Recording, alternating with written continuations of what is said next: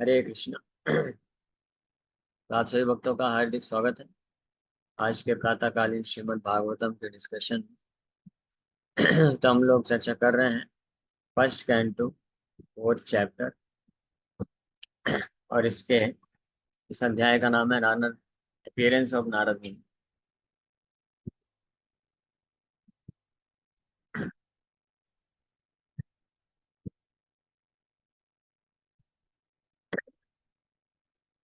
जिसके हम लोग श्लोक संख्या 25 आई थिंक 24 तक चर्चा किए थे लास्ट टाइम, जिसमें वेद व्यास जी की जो रचना है उन्होंने वैदिक साहित्य वैदिक शास्त्रों को विभाजित किया, ताकि और उसमें फिर पुराण इतिहास महाभारत इसको भी ऐड किए, जिसको पंचम वेद बोला जाता है, ताकि वैदिक शास्त्र का जो ज्ञान है उसको कलयुग के लोग अच्छे से समझ सकें। तो इस प्रकार से अलग अलग चार वेदों में, समस्त वेद को चार वेदों में जो है विभाजित करते हैं और अपने अलग अलग शिष्यों को प्रदान कर देते हैं। और उसके पश्चात फिर पंचम वेद की रचना करते हैं, जिसमें पुराण आदि पुराण इतिहास, और ये जो है सूत गोस्वामी के पिता रोमहर्षण को प्रदान करते हैं। उनके इंचार्ज बनते हैं। अब आगे वर्णन कर रहे हैं किस प्रकार से ये डिसिप्लिक सक्सेशन गुरु शिष्य परंपरा के माध्यम से इस वैदिक शास्त्रों की शिक्षाओं को प्रचार प्रसार किया गया।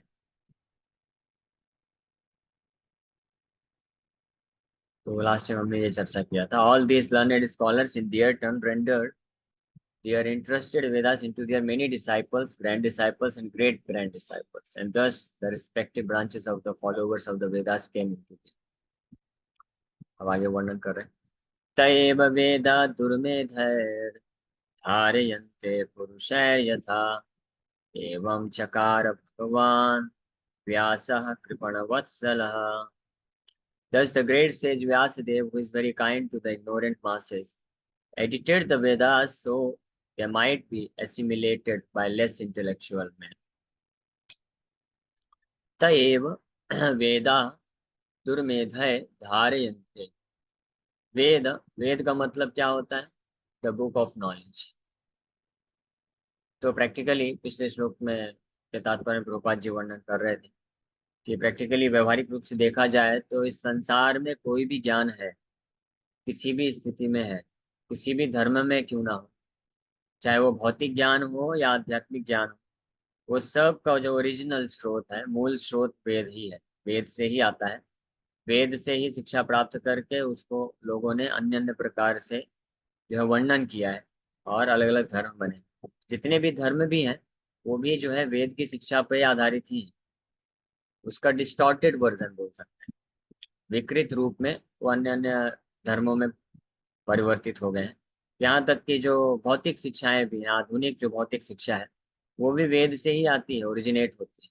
ये हमने लास्ट टाइम चर्चा किया था कि कैसे जो विज्ञान है, गणित है, और जो भी इकोनॉमिक्स भी है, जहाँ तक पॉलिटिकल साइंस है, चाणक्य नीतियाँ लोग पढ़ाते हैं, उसके बेसिस पे बहुत सारे मैनेजमेंट प्रिंसिपल्स बनाए जाते हैं, पॉलिटिकल प्रिंसिपल्स बनाए जाते हैं। चाणक्य नीति कहाँ से आई? विदुर नीति से आई। और विदुर जी तो भगवान कृष्ण से ज्ञान प्राप्त करते हैं, वैदिक शास्त्रों से ज्ञान लेकर के। तो अल्टीमेटली देखा जाए तो सब वेद से आता है। यहाँ तक कि हर एक भाषा भी जो है वो ओरिजिनली संस्कृत से उत्पन्न हुई है। इसलिए एव वेदा, वेद मतलब द बुक ऑफ नॉलेज, दुर्मेधैर धारयन्ते। दुर्मेधैर मतलब पिछले श्लोक में, दो तीन श्लोक पहले वेद व्यास जी जब समाधि की अवस्था में जा करके देखे तो ये देख पाए कि कलयुग में क्या स्थिति होगी लोगों की। हाँ, अश्रद्धा धाना नाम निस्सत्वान दुर्मेधान ऋषितायुषः दुर्भागान सजनान वीक्षिणा। तो वीक्षा मतलब ऑब्जर्व करके देख सके वेद व्यास जी कि आगे आने वाले समय में कलयुग के प्रभाव से लोग दुर्मेध हो जाएंगे, कम बुद्धिमान हो जाएंगे। तो इसलिए उनके हित के लिए वेद व्यास जी क्या किए? एडिट किए भागवतम को। तो यहाँ पे प्रभुपाद जी लिख रहे हैं, बहुत महत्वपूर्ण चीज है। Thus the great sage Vyasadeva, who is very kind to the ignorant masses, edited the Vedas. Vedas को एडिट किया। एडिट करने का मतलब क्या होता है? एडिट करने का मतलब ये है कि वेद व्यास जी ने खुद से अलग वेद की रचना नहीं की। उन्होंने जो वेद जो है ओरिजिनली मूल रूप से भगवान नारायण से उत्पन्न होता है। भगवान नारायण ही एकमात्र अथॉरिटी है जो वैदिक शास्त्र को प्रदान कर सकते हैं। धर्मम तो साक्षात भगवत प्रणीत। लेकिन जो महान आचार्य होते हैं उस भगवान नारायण के गुरु शिष्य परंपरा में आने वाले, तो वो देश काल परिस्थिति के अनुसार उसी वैदिक ज्ञान को इस प्रकार से एडजस्ट करते हैं। एडजस्ट करने का मतलब होता है सिद्धांत को परिवर्तित नहीं करते हैं, लेकिन उस सिद्धांत का जो की प्राप्ति है जिसको मूलभूत उद्देश्य बोलते हैं, उस उद्देश्य की प्राप्ति अलग अलग परिस्थिति में अलग अलग नियम कानून के द्वारा किया जाता है, प्राप्त किया जा सकता है। लेकिन किसी किसी कारणवश किसी ऐसी परिस्थिति ऐसे सामाजिक व्यवस्था बन जाती है, जैसे कलयुग का प्रभाव है, कि लोग उस प्रकार के वैदिक कानून को नियम कानून को पालन नहीं कर सकते हैं। इसलिए उन नियम कानूनों में परिवर्तन किया जाता है। जैसे उदाहरण के लिए वैदिक ज्ञान है, तो इसमें नियम है कि केवल जो ब्राह्मण है विप्र है वही इस वैदिक ज्ञान को धारण कर सकते हैं, प्राप्त कर सकते हैं।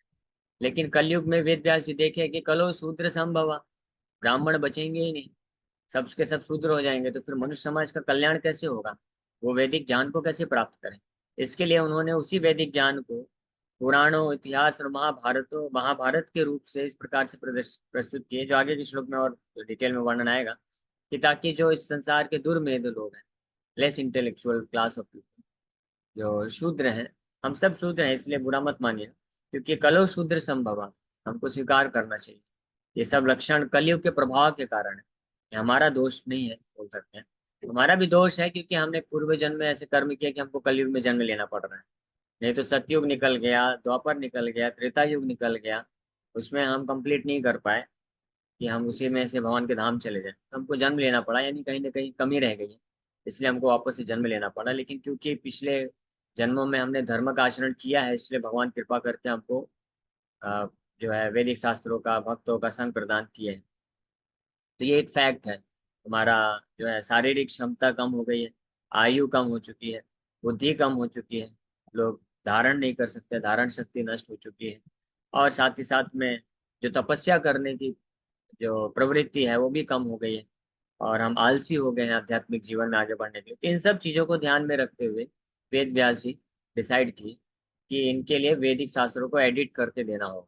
एडिट करके देना का मतलब क्या है कि सिद्धांत या शिक्षा को परिवर्तित नहीं करना है, लेकिन उसको इस प्रकार से प्रस्तुत करना, प्रस्तुतिकरण इस प्रकार से करना है ताकि लोग उसका उस शिक्षाओं का लाभ उठा सकें, फायदा उठा सकें, इसलिए एडिट। तो यही कारण है कि समय समय पे, केवल ऐसा नहीं कि वेद व्यास जी 5,000 साल पहले वेद व्यास जी ने ये कार्य किया, लेकिन आगे आने वाले समय में अन्य आचार्यों ने भी कार्य किया, कि वेद व्यास जी लिख के गए इन शास्त्रों को, लेकिन कुछ ही 1,000 साल के बाद देखते हैं कि मायावाद बहुत प्रचलित हो जाता है, लोग भ्रमित हो जाते हैं वैदिक शास्त्रों को पढ़ के भी। वेद व्यास जी ने 4 वेद जो दिए, वेदांत सूत्र दिए, उपनिषद दिए, वेद पुराण, तो कुछ लोग कर्म कांड में पूरी तरह से फंस गए और मूलभूत जो सिद्धांत है, उद्देश्य है, उसको भूल गए। और कुछ लोग निराकारवादी बन के, ब्रह्मवादी मायावादी बन के वे मूल मूल उद्देश्य को भूल गए। तो इसलिए फिर से जो भगवान भेजते हैं महानाचार्य, तो मध्वाचार्य आए। मध्वाचार्य ने वेद व्यास जी से जाकर ही दीक्षा लिया, उनसे शिक्षा प्राप्त किया, और उनके ही आदेश पे वेद व्यास जी के ही ग्रंथों को उन्होंने भी एडिट किया। एडिट किया मतलब उस पर टीका दिया, उसको और अच्छे तरीके से समझाया, और जहाँ पे जो जरूरत पड़ी तो कुछ कुछ नियम कानून को परिवर्तित परिवर्तित भी किए।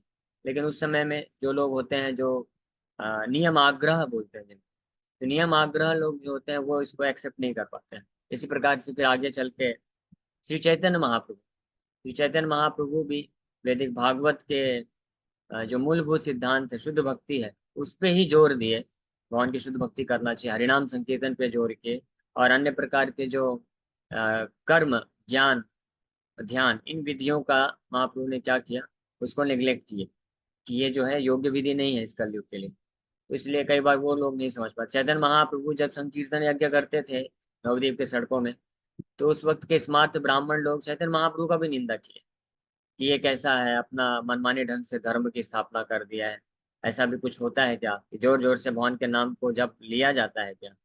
हाँ, यहाँ तक कि कुछ जो कर्मकांडी स्मार्त नहीं भी थे, जो भक्ति मार्ग में थे, तो ऐसे उन्होंने भी प्रश्न पूछा है महाप्रभु से कि आप कृष्ण का नाम डायरेक्ट कैसे ले सकते हैं, उसके पीछे आपको कृष्ण के नाम के पहले आगे पीछे कुछ ऐसे प्रीफिक्स सफिक्स लगा करके सम्मान पूर्वक लेना चाहिए।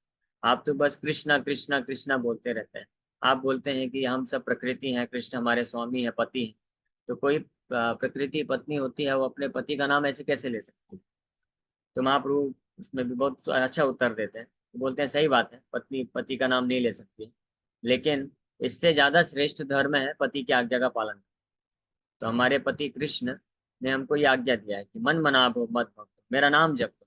इसलिए हम कृष्ण का नाम लेते हैं, तो इसमें कोई दोष नहीं। इस प्रकार से जो शास्त्रों की शिक्षाओं को, उद्देश्य को भली भांति निचोड़ उसको जानते हैं, तो वो इस प्रकार के कार्य को कर सकते हैं। उसी प्रकार से लेटर ऑन फिर शिला भक्ति सरस्वती ठाकुर आए, तो उन्होंने और रिवोल्यूशनरी प्रीचिंग जो किया, तो उनके समय में भी कई लोग नहीं समझ पाए कि उन्होंने जो चैतन्य महाप्रभु की शिक्षा है, श्रील भक्ति विनोद ठाकुर की शिक्षा है, रूप गोस्वामी की शिक्षाओं को एडिट करके जब प्रस्तुत, एडिट करके प्रस्तुत करना मतलब कि देश काल परिस्थिति देखते हुए उन्होंने सिद्धांत को एज इट इज रखते हुए नियम कानून में परिवर्तन करते हुए प्रचार प्रसार किया। जैसे नियम है कि जो सन्यासी होते हैं वो चप्पल भी नहीं पहन सकते, उनको नंगे पैर रहना पड़ता है, और चल के एक जगह से दूसरे जगह भ्रमण करना होता है, तो गाड़ी घोड़े में नहीं बैठ सकते हैं। और अगर बीमार पड़ते हैं तो ऐसा नहीं कि हॉस्पिटल चले गए, डॉक्टर से जाके इलाज करा दिया। तो सन्यासियों के ये रूल होते हैं। ये श्रील भक्ति सरस्वती ठाकुर ये सारे रूलों को, रूल जो नियमों को एक तरफ कर दिए। क्यों? कि प्रचार का उद्देश्य है, प्रचार के लिए श्रील भक्ति सरस्वती ठाकुर अलाउ किए कि सन्यासी सिला हुआ कुर्ता भी पहन सकते हैं, जरूरत पड़ने में कोट पैंट शर्ट भी पहन सकते हैं, जूते चप्पल भी पहन सकते हैं, और कार तो छोड़िए एरोप्लेन में भी ट्रेवल कर सकते हैं। खुद शिला भक्तिवेदांत श्री ठाकुर कार में ट्रेवल करके वृंदावन गए, राधा कुंड में, और कोट पहन के गए, बूट पहन के गए, शूज पहन के गए, और राधा कुंड में बैठ करके उन्होंने जब प्रवचन दिया, तो राधा कृष्ण की लीलाओं के ऊपर प्रवचन नहीं दिया, उपनिषद पे प्रवचन दिए, सिद्धांत के ऊपर, तत्व के ऊपर प्रवचन दिए। तो वहाँ के जो पारंपरिक सन्यासी थे, बाबा जी थे, तो वो इस बात को नहीं समझ पाए, तो उसमें से कई लोग जो है निंदा करना चालू कर दिया।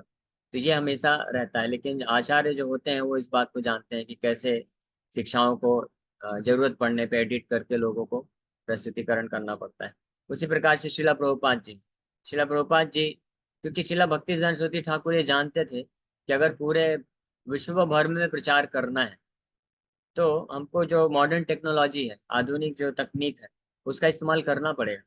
हाँ, हम अगर वैदिक तरीके से ही, अगर कोई सन्यासी सोचेगा कि नहीं नहीं, मैं गाड़ी में नहीं चढ़ूंगा, मैं जूता नहीं पहनूं, तो इधर से वो अमेरिका कैसे जाएगा? एक बार एक व्यक्ति ने प्रश्न भी पूछा कि आप सन्यासी हैं, आप एरोप्लेन में क्यों जाते हैं? तो सन्यासी ने बहुत अच्छा उत्तर दिया, क्योंकि भारत से अमेरिका के लिए ट्रेन नहीं है ना, तो इसलिए मुझे अमेरिका जाके प्रचार करना है, तो कैसे जाऊँ? तो एरोप्लेन से ही जाना पड़ेगा। तो इसलिए श्रीला भक्ति ठाकुर ये सब चीज युक्त वैराग्य के सिद्धांत को न केवल समझाए, बल्कि उसको प्रैक्टिकली अप्लाई करके दिखाए। और शिला प्रभुपाद जी भी, तो हर आचार्य को ये सामना करना पड़ा। प्रभुपाद जी भी जब शिला भक्ति सरस्वती ठाकुर का प्रचार मोस्टली भारतवर्ष में रहा, और कुछ म्यांमार, बर्मा और लंदन में एक सेंटर खोला गया था, अपने कुछ शिष्यों को भेजे थे, लेकिन वो इतना सक्सेसफुल नहीं रहा।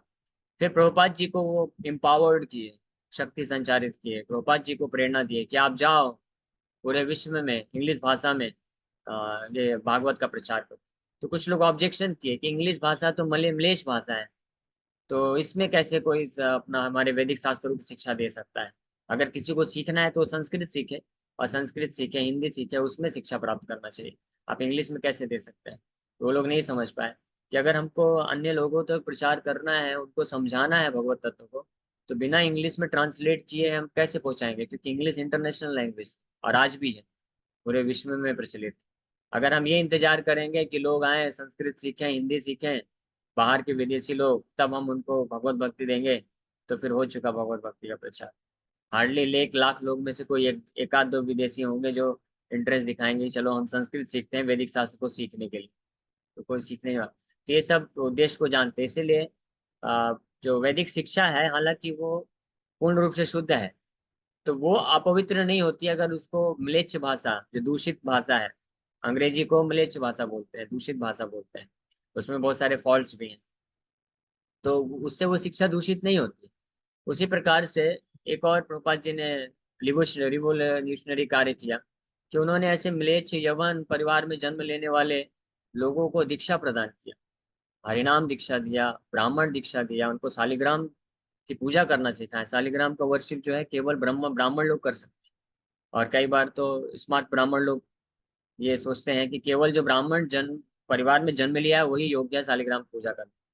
लेकिन श्रील प्रभुपाद जी, श्रील भक्तिदान सरस्वती ठाकुर इस बात को शास्त्रों से प्रमाणित किया। श्रील भक्तिदान सरस्वती ठाकुर कई शास्त्रों से प्रमाण करते हुए इस बात का खंडन की कि व्यक्ति ब्राह्मण बनता है गुणों के आधार पे, ना कि जन्म के आधार पे। जन्म के आधार पे ही ब्राह्मण बनता है, ये सब आज से लगभग 100 साल पहले ये प्रचलित था। कोई भी व्यक्ति कोई भी जो ब्राह्मण होते थे, स्मार्ट ब्राह्मण जो जन्म जातीय ब्राह्मण होते थे, वो किसी भी वैष्णव को ब्राह्मण स्वीकार नहीं करते थे जब तक वो ब्राह्मण परिवार में जन्म न लिया। और यहाँ तक कि ऐसी स्थिति थी 500 साल पहले कि सनातन गोस्वामी ने हरि भक्ति विलास ग्रंथ की रचना की। अ, और एक और सतसार क्रिया दीपिका ग्रंथ की रचना की।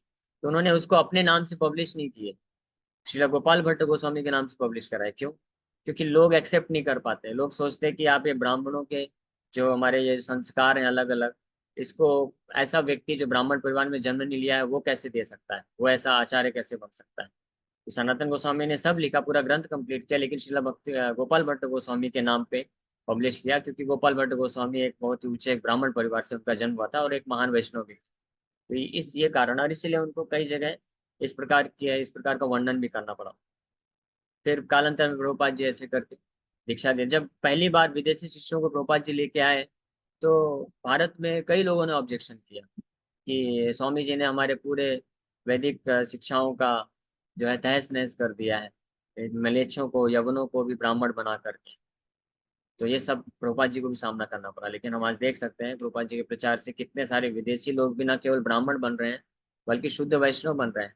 और भारत के तथाकथित जो ब्राह्मण हैं, ब्राह्मण घर में जन्म हुआ है, उनसे भी कई गुना ज्यादा उनका शुद्ध आचरण हो चुका है। साउथ इंडिया में इस तरह से प्रभुपाद जी गए थे तो वहाँ के कुछ ब्राह्मणों ने ऑब्जेक्शन किया कि आपके शिष्यों को का प्रोनाउंसिएशन अच्छा नहीं है, संस्कृत अच्छे से नहीं बोल पाते हैं। तो प्रभुपाद जी बोले कि उनका प्रोनाउंसिएशन अच्छा हो या ना हो, that doesn't matter, but their renunciation is perfect. तो इस तरह से जो आचार्य होते हैं वो जानते हैं। तो श्रील वेद व्यास जी यहाँ पे कलयुग की स्थिति को देखते हुए दुर्मेधर धार्यन्ते, धार्यन्ते मतलब कि वो किस प्रकार से वैदिक शिक्षाओं को धारण कर सके, इस पे विचार करते हुए चकार भगवान व्यासा कृपण वत्सला। तो कृपण वत्सला, कृपण वत्सला मतलब बहुत ही दया का भाव रखते हुए ऐसे महान आचार्य ऐसे कार्य करते हैं, रिस्क लेकर के कार्य करते हैं जिसमें उनको बहुत बहुत कुछ निंदा का सामना करना पड़ता है। और यहाँ तक कि कई बार उनके जीवन जीवन भी रिस्क में आ जाता है।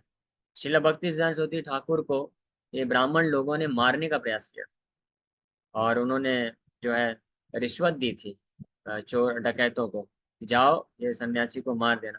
यहाँ तक कि 25,000 रुपये दिए थे उस क्षेत्र के पुलिस वाले को कि हम शिला भक्ति सिद्धांत सरस्वती ठाकुर का जो है उनको मरवाएंगे और आप कोई इसके ऊपर केस नहीं करेंगे, आप चुपचाप रहेंगे। इसके लिए 25,000 रुपये उस समय पे 1930s में, सोचिए 1930 में 25,000 रुपये की क्या कीमत होगी।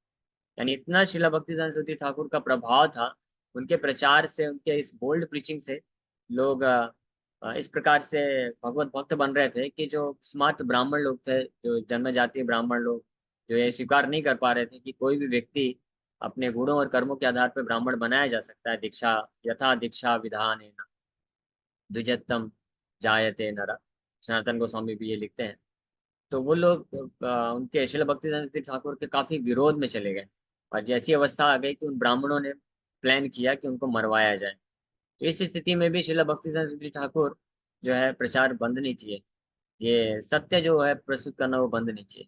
यहाँ तक कि एक कॉन्फ्रेंस हुआ था सभा में, शिला भक्तिदान सरस्वती ठाकुर को ये प्रश्न जब उठा था कि ब्राह्मण और वैष्णव क्या होते, उन्होंने इतना बोल्डली शास्त्रों के आधार पर ये स्थापित किया कि कोई भी व्यक्ति अगर वो प्रामाणिक गुरु के आश्रय में रह करके भगवत भक्ति में आगे बढ़ता है तो उसको ब्राह्मण दीक्षा दिया जा सकता है और वो वैष्णव बन सकता है, वो यज्ञ करने के योग्य हो जाता है। तो वहाँ के जो लोकल ब्राह्मण लोग थे वो इतने गुस्सा हो गए, वो इतने भड़क गए कि उनके ऊपर जो है पथराव भी किया और उनको मारने का प्रयास किया। तो ऐसे बहुत सारी स्थिति का सामना करना पड़ता है। लेकिन कृपण वत्सला, जैसे यहाँ पे वेद व्यास जी के बारे में बताया गया, व्यासः कृपण वत्सला। कृपण मतलब जो ऐसे दीन, ऐसे जो अज्ञानी लोग हैं, जिनके पास ज्ञान नहीं है, जो उद्देश्य नहीं जानते हैं वैदिक शास्त्रों का, कि वैदिक शास्त्रों का उद्देश्य है कि हम भगवान को समझ के उनकी शुद्ध भक्ति को प्राप्त करें। तो ऐसे दीन लोगों के लिए प्रति जो उनके, जो ऐसे आचार्य के ऊपर अटैक भी करते हैं, उनके प्रति वत्सलता का भाव होता है। श्रील भक्तिदास सरस्वती ठाकुर ऐसे एक उदाहरण दिया करते थे कि जैसे कोई व्यक्ति है, वो एक खुले छत पे पतंग उड़ा रहा है।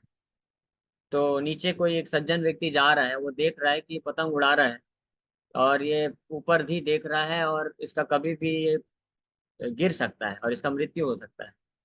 तो वो सज्जन व्यक्ति नीचे से जोर से चिल्लाता है, अरे भाई ध्यान से, आप पतंग मत उड़ाओ, आप गिर सकते हो। तो वो जो पतंग उड़ाने में व्यस्त है, उसको जो आनंद ले रहा है, तो उसको बहुत गुस्सा होता है। वो बोलता है, अरे चुप करो, बकवास करते हो, मेरे को पतंग उड़ाने दो। तो क्या सज्जन व्यक्ति को ये कार्य छोड़ देना चाहिए? नहीं, उसका कार्य है उसको सूचित करना। देखो भाई, मैं आपको सूचना दे रहा हूँ, आप खुले छत पे खड़े हो, और आपका पैर कभी भी जो है छत से नीचे गिर सकता है, तो आप ध्यान रखो। तो ये सूचित तो करेगा ही। अब आगे वो सामने वाला स्वीकार करता है नहीं करता है, तो उसके क्या किया जा सकता है। तो इसी प्रकार से जो आचार्य होते हैं, जो प्रचारक होते हैं, उनका ये दायित्व है कि वो सत्य को छुपा के नहीं रख सकते हैं, केवल इसलिए कि कुछ लोग जो है उसको स्वीकार नहीं कर पा रहे हैं, या कुछ लोग भड़क जाएंगे। तो सत्य को तो प्रदर्शित प्रस्तुत करना ही होता है। और ये हम अपने स्पेशली ये गौड़ी वैष्णव आचार्य जो है, उनके जीवन में ये देखने को मिलता है। तो यहाँ पे त एव वेदा दुर्मेध है, धार्यंतर पुरुषैर यथा, धार्यंतर पुरुषैर यथा, एवं चकार इन दिस वे, एवं मतलब इस प्रकार से।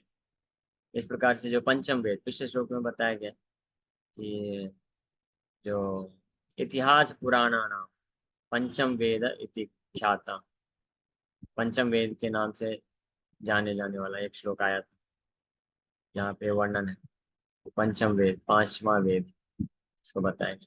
एनीवे, तो ये बात है। तो इस प्रकार से, एवं इस प्रकार से इन वैदिक शास्त्रों का रचना भगवान व्यास देव करते हैं।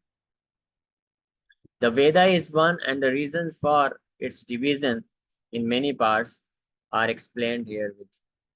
The seed of all knowledge, or the Veda, is not a subject matter which can easily be understood by any ordinary man. तो वैदिक शास्त्र जो है वो जो ज्ञान है उसको बीज रूप में प्रस्तुत करते हैं, या इनडायरेक्टली वर्णन करते हैं। तो इतना आसान नहीं है। पहली बात तो वेद के जो मंत्र है उसके संस्कृत भी बहुत कठिन है, वो इतना आसानी से समझ नहीं सकता है। और उसमें भी अंदर जो छुपा हुआ अर्थ है, ज्ञान है, वो इतना प्रकट नहीं होता है, इसलिए कोई भी साधारण व्यक्ति नहीं समझ सकता है।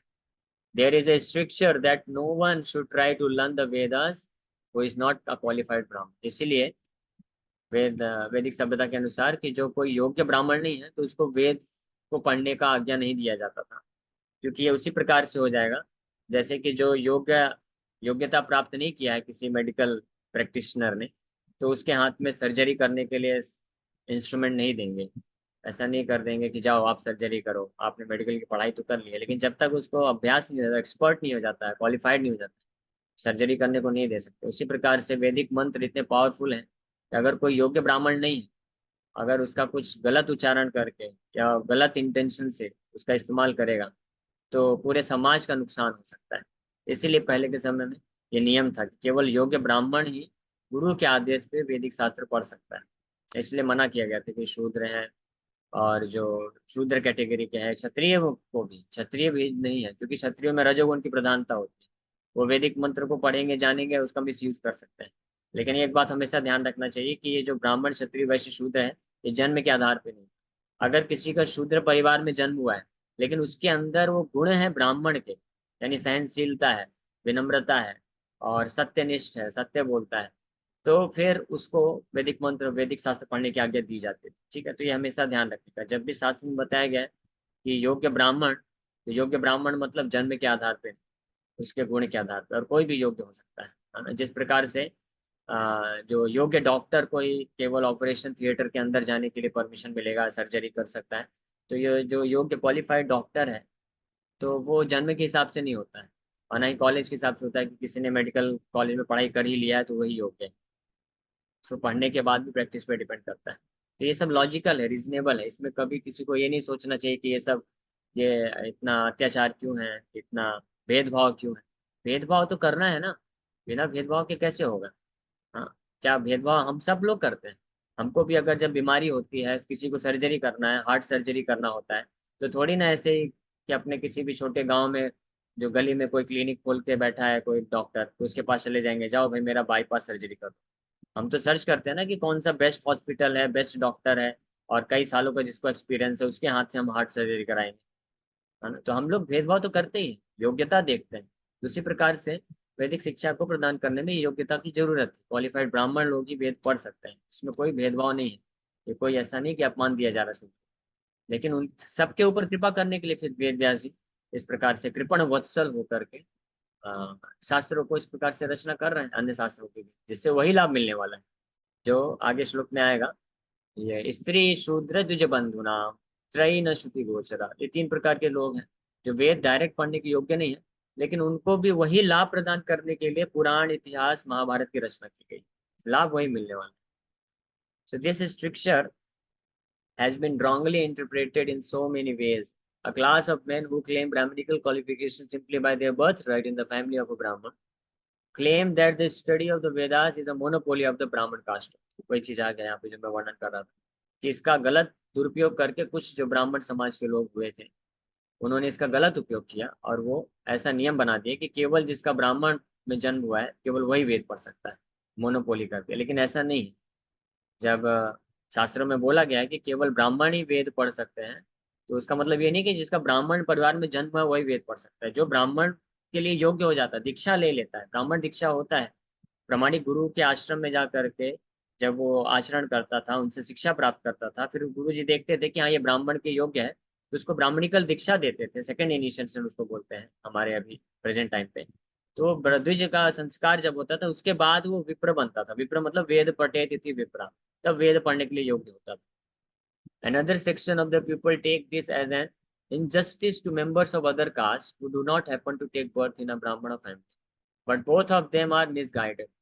तो एक तरफ जो जो अहंकारी ब्राह्मण हुए वो इस बात को इस तरह से गलत सोचे कि वेद पढ़ने का अधिकार केवल जो ऐसे लोगों का है जो ब्राह्मण परिवार में जन्म लिए हैं, और दूसरी तरफ जो निम्न कोटि निम्न जाति के थे वो इस प्रकार से सोचे कि देखो वैदिक शास्त्र हमारे ऊपर अत्याचार कर रहे हैं, भेदभाव कर रहे हैं।